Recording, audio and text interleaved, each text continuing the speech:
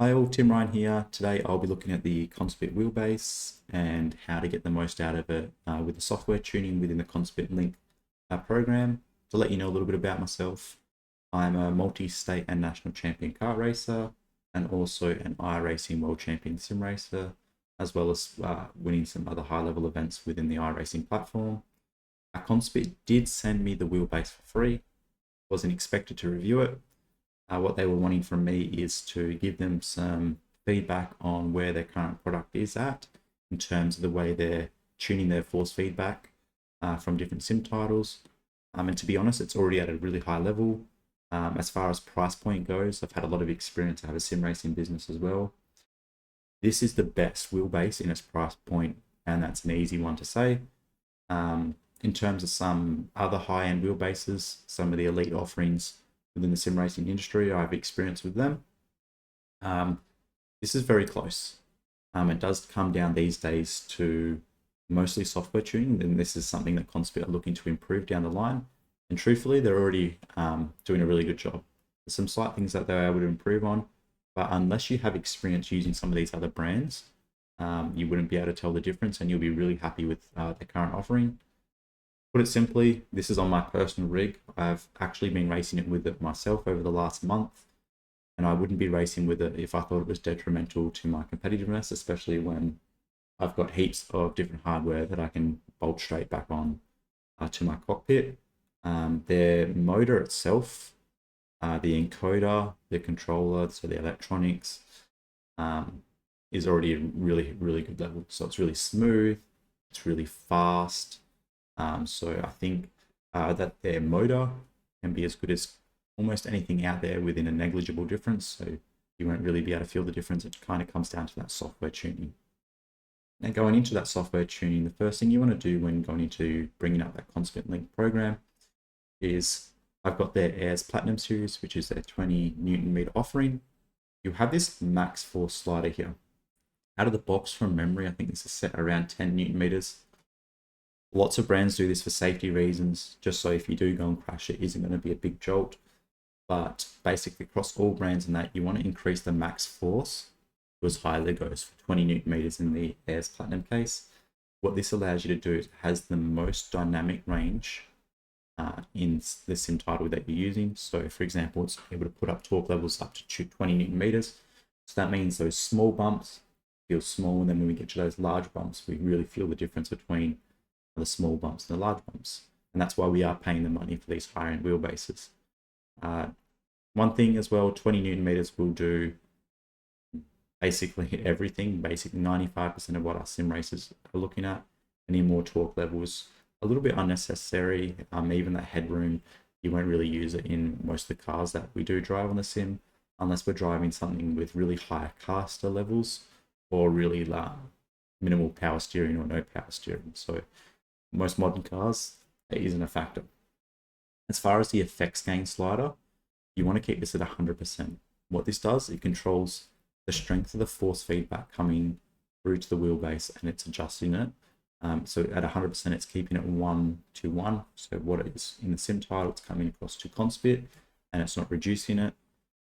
So this is like your strength slider. You want to adjust this inside your sim racing title. So for example, in iRacing, which is what I use mostly, you want to adjust the strength within iRacing and not on the effects slider here. Mechanical friction, mechanical damper, mechanical inertia are all device side effects. So it doesn't matter on the sim racing title you're using. These are done within Conspit, and they're actually active before you even open up the sim racing title you're going to be using. The friction, what it does, it applies a static force. So it gives the steering wheel a little bit of friction, so resistance, being able to turn. And again, it doesn't matter how fast or how slow you're doing, that resistance level, the friction level, stays the same. To get a good feeling, you can adjust this slider while just sitting within the Conspit Link program, say up to 100%, or even we already had it set at 10, and you'll be able to move the wheel, and at 100%, the wheel will be very hard to turn, and at a lower level, it'll be much easier. The reason I actually like running a bit of friction, this is a bit of personal preference, is when the front axles, so the front wheels, when you're steering into corner, you've got the weight and then the car might have a snap of oversteer. So when the car goes to have that snap of oversteer, the front wheels become very light. And sim racing doesn't do this very well. When it becomes very light, it feels like you don't even have any wheels connected. So adding a bit of friction makes it like there's a little bit of weight, or that sensation that there's a bit of weight always on those front wheels. And that's why I like running a bit of friction.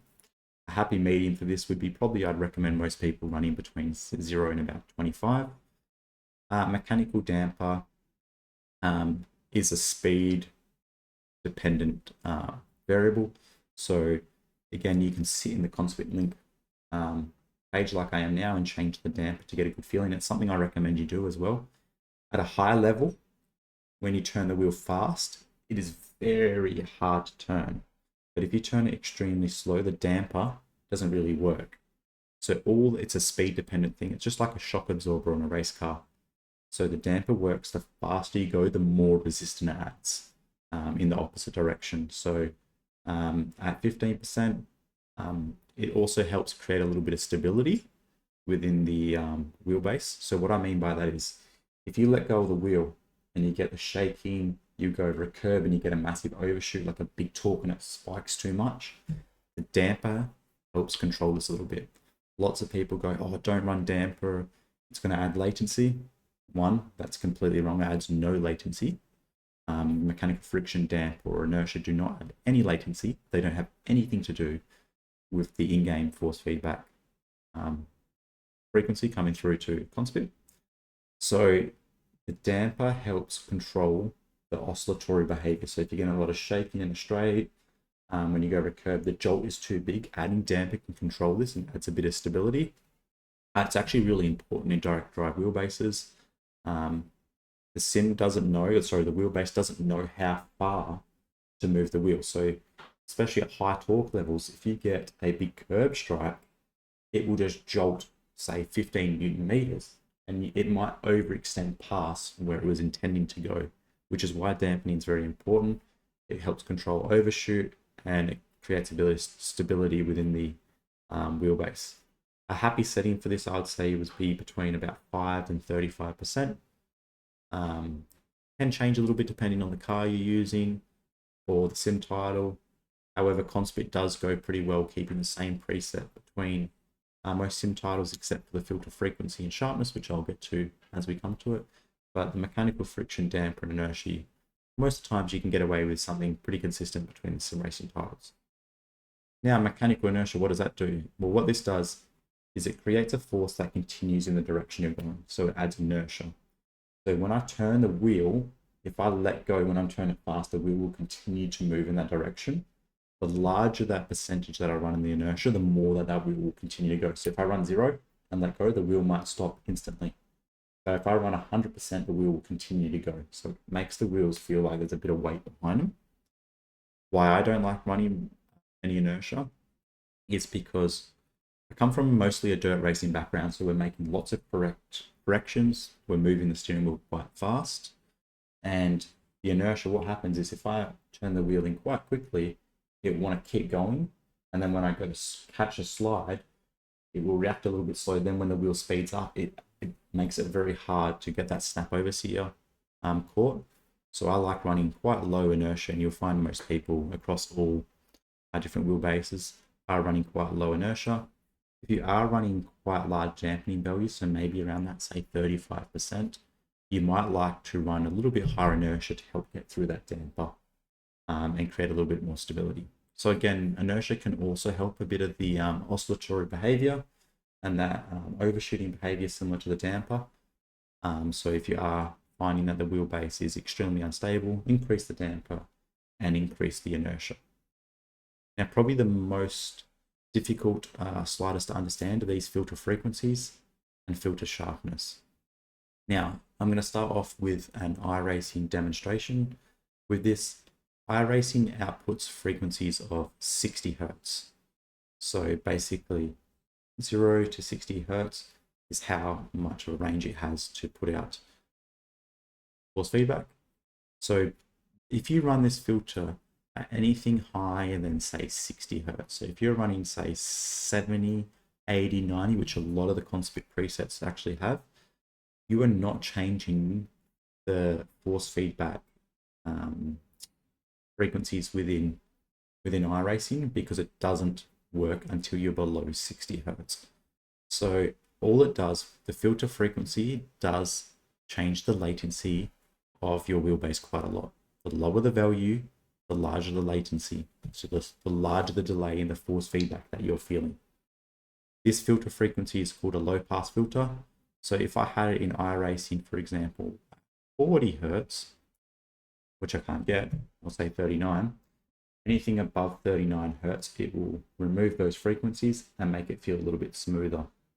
So higher frequency effects come over things like sawtooth curbs, because there's lots of buzz, lots of noise, even road texture. These are all things that can be cut off using this filter frequency. It's better used in other sim racing titles. So as I said, iRacing has a 60 hertz force feedback refresh rate. Other modern sim racing titles like Le Mans Ultimate, Assetto Corsa, R-Factor 2, which I do a lot of real-world driver training on as well, all are above 300 hertz. So the filter works a little bit different here. So in iRacing, I run it at 480 hertz because I don't want to induce any latency. I could run it at, say, 40 hertz and have the filter affect some of those force feedbacks, like the curb texture and stuff like that. But it adds way too much latency, and the frequency that iRacing puts out doesn't produce too much noise. So the 60 hertz is 60 times per second. Obviously, I'm going to do a slower demonstration, is like this, where in more like R-Factor 2, for example, the frequencies are much, much faster, which is why you might want to use a low pass filter, which is this filter frequency, a little bit more often.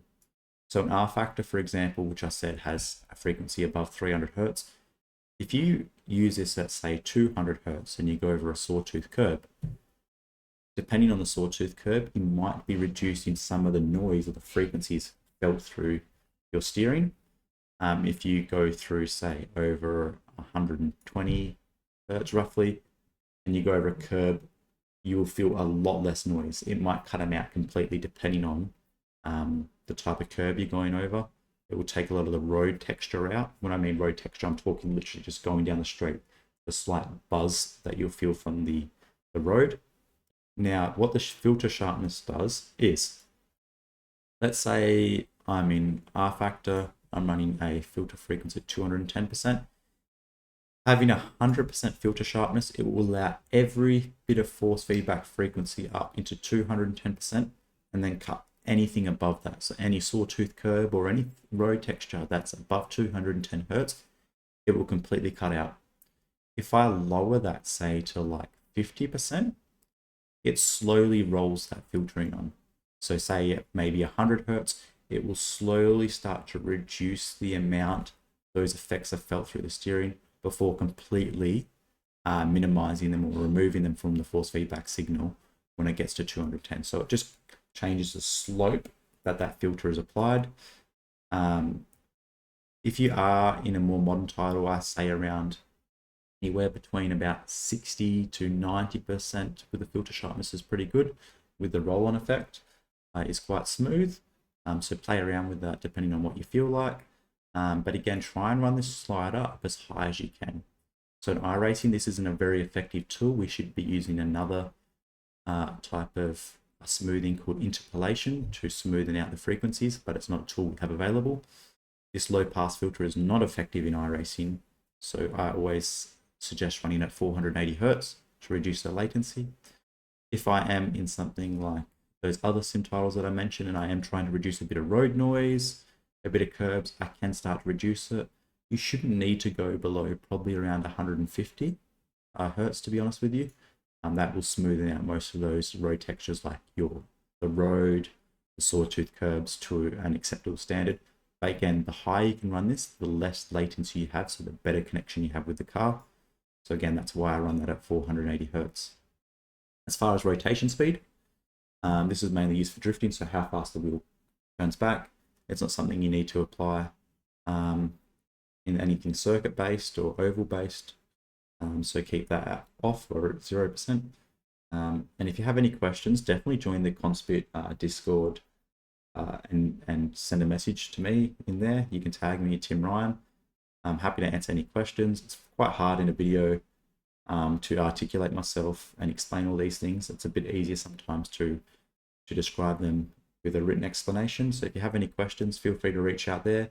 But again, this preset here is pretty good for iRacing. It's what I'd personally recommend. I wouldn't change the filter frequency or the sharpness. I would adjust things like the friction, damper, inertia to slightly change the feeling of the force feedback. If you go into different sim titles, so your Le Mans Ultimate, R Factor, Assetto Corsa, those things like that, and you are wanting to smoothen out those high frequency force feedback effects, I would say start with the filter sharpness around 75%, and then changes anywhere between, say, 140 to 240 hertz normally changes the most amount of those high frequency force feedbacks felt by the curbs and the road texture. And that will give you a pretty good baseline on getting the most out of your Conspit wheelbase.